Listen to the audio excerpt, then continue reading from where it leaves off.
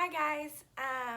Okay, so this is my differentiated notebook for Dr. Adamson's EDU 510 class, and I just wanted to go through and share with you everything that I have in here. Okay, so let me get a little bit closer.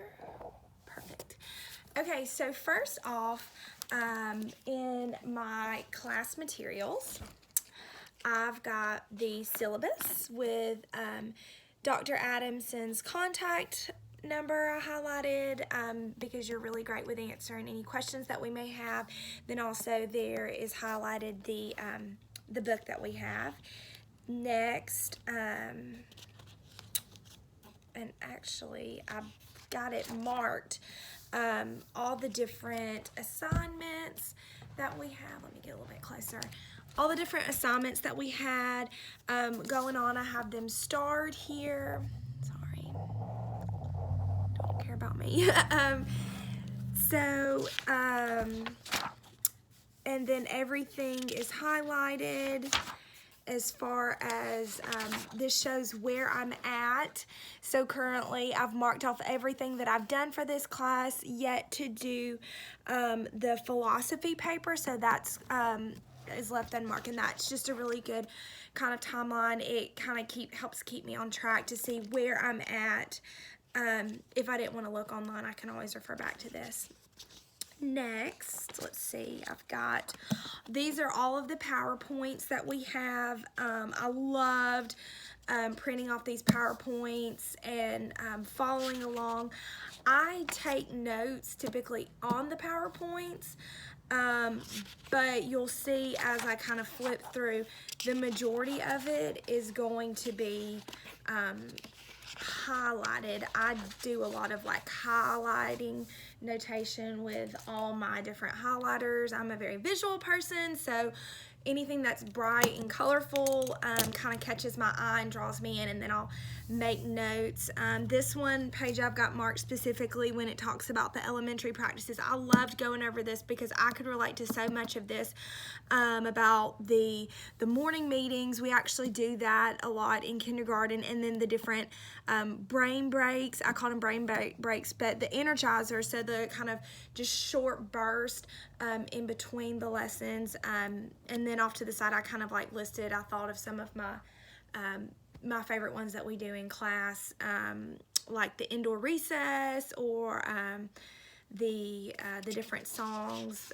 My favorite is the let's make a pattern, nod, nod, shake your hips, nod, nod, shake your hips. And the kids love that because it gets them up, they're moving around, and they don't realize that they're actually making a pattern. So they're learning while they're having fun, which I think that's what education is about. But anyways, and then I've got all the different PowerPoints. They're all numbered by the different weeks going on, and then I know something that you had told us to mark to refer back to. I just wanted to make sure that I can have easy access to these two slides when I go to refer back to them later on. Next, I've actually printed off some rubrics. I am one, whenever I'm doing an assignment, I always like to follow a rubric or a template to make sure that I have everything that is included that I might possibly need. As a student, I like to put my best foot forward and do as much as I can, so following a rubric helps ensure that I'm doing everything that I can possibly do in my power to not only complete the assignment to the best of my abilities, but also to receive the credit for it. So there's that. And next I have, skipping ahead, next is the differentiated instructional strategy section. And I liked this because it kind of put together a lot of the different handouts that we had gone over in class, just some of the things that I can refer back to for a later time. And something that I absolutely loved was the templates that you provided us with the exit slips. I made sure to save them on my computer, on my thumb drive, and in case I lose those, I have a hard copy here that I can refer back to. I just thought those were so helpful, and thank you so much for doing that. One that I wanted to point out that I absolutely loved, I did a little emoji with the I'm a kid, basically.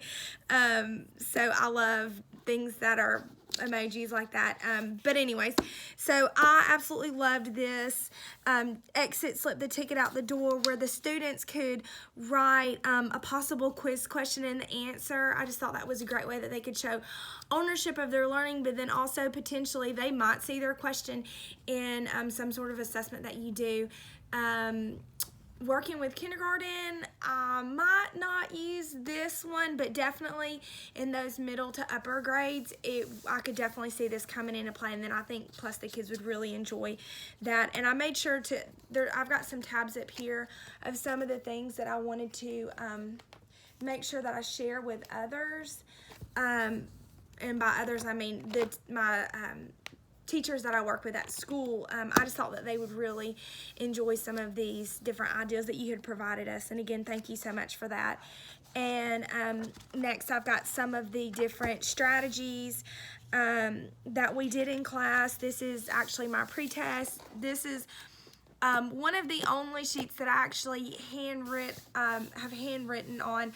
A lot of my stuff I actually do online. I type up a lot of stuff because I have a tendency to like feverishly write, and it gets crazy, it gets chicken scratching. I can read it, but then when I go back to study, it's like bits and pieces and disjointed, and it's kind of crazy. So a lot of times what I will do personally is I will handwrite stuff, and then when I go to prepare a study for a test, I'll compile that information into a Word document, get it looking all nice and pretty, and then I'll toss my handwritten stuff just because it's kind of all over the place. But anyways, and so these are the different strategies. This is my learning theory reflection.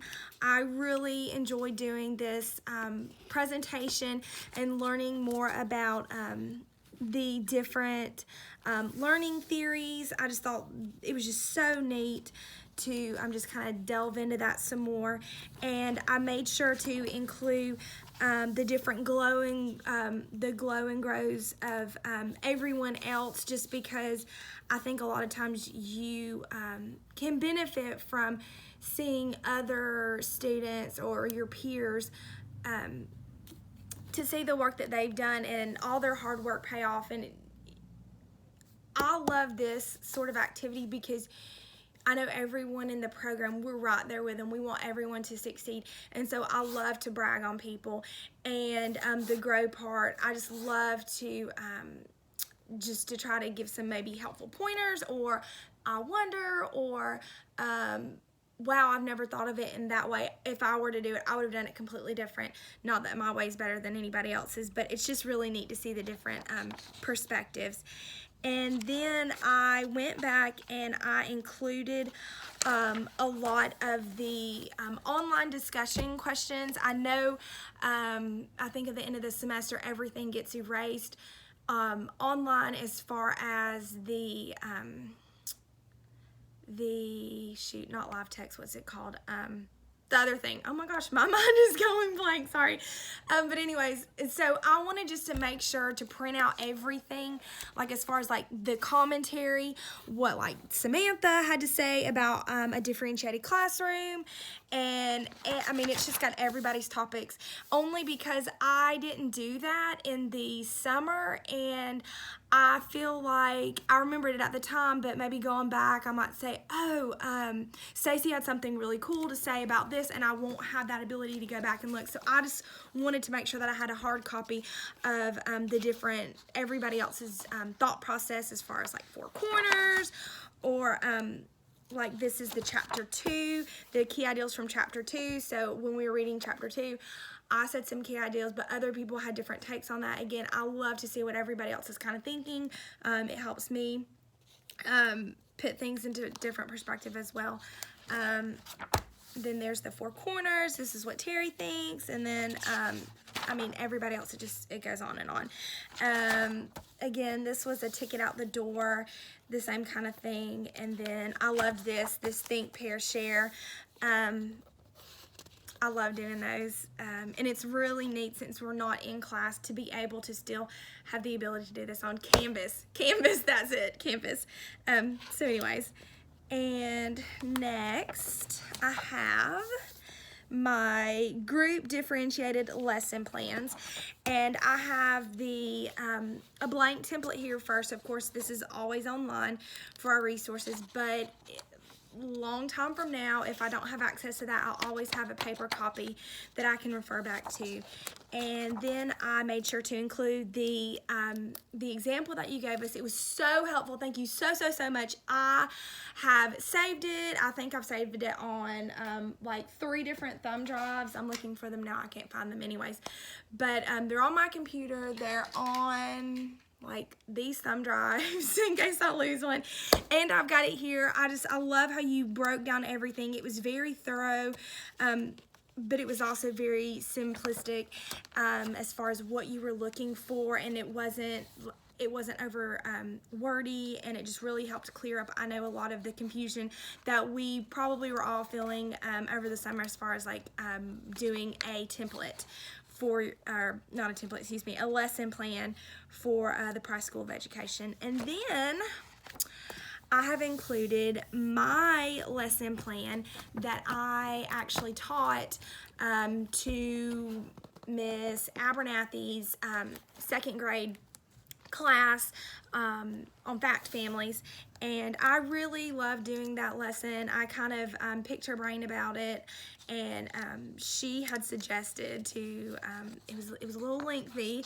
and if she were doing it, she would probably break it into 2 different lessons, and I tend to agree with her, but just the way that it worked out, mine was in one, so my lesson plan for that actually ended up being kind of lengthy, but it's all in here, and everything that I did as far as the differentiated groups and the templates, they're all in here. I've got all the data in here as well. I actually have already given back the work samples. I had them in here, and I know that was something she had asked me the other day when I was at school. The students were actually wanting them, and I thought that was really neat, because I said, hold on, let me take it home, and I need to collect everything as far as like the post assessments and do that. But after I did that, I was just kind of hanging on to them, and the kids actually wanted the their math journal that they had completed to take home, and I just thought that was so neat because I figured they would probably just want to throw it away, but they were asking for it, so I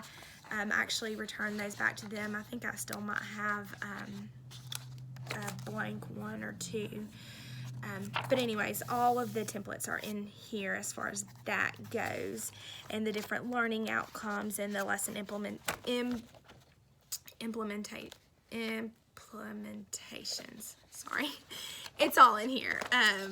Yeah, and so yeah, this is what I was talking about. These are going to be the whole appendix as far as all the different templates of that. So if I ever want to utilize that again, I've got a hard copy. Next, I've got my educational research, and this is going to be the different articles, the journal articles that we read, and I included the journal articles, and then after color coded right behind it, I went ahead and I put my review of the article.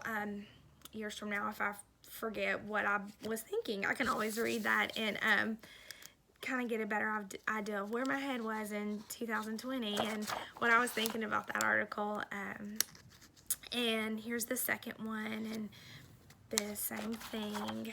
And then lastly is going to be the last article, and oh my goodness, this is probably my most favorite journal article that I think I have read since I have been a student at Reinhardt. I put this little happy sticky note.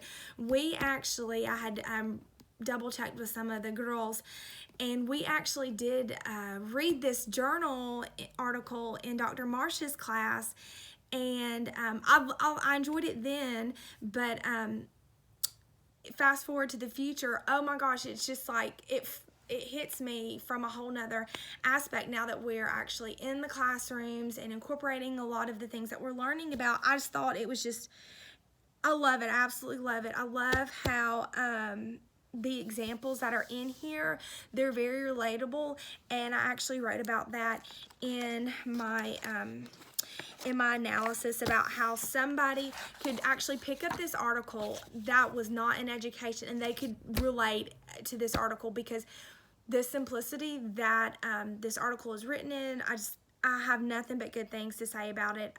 It's insightful, it's relatable, it's powerful. I love it. So I made sure to put all this, share me, share me, share me. I fully intend to take this to Clear Creek and make copies and put it in the hands of some of the other kindergarten teachers, because it is just so thought-provoking.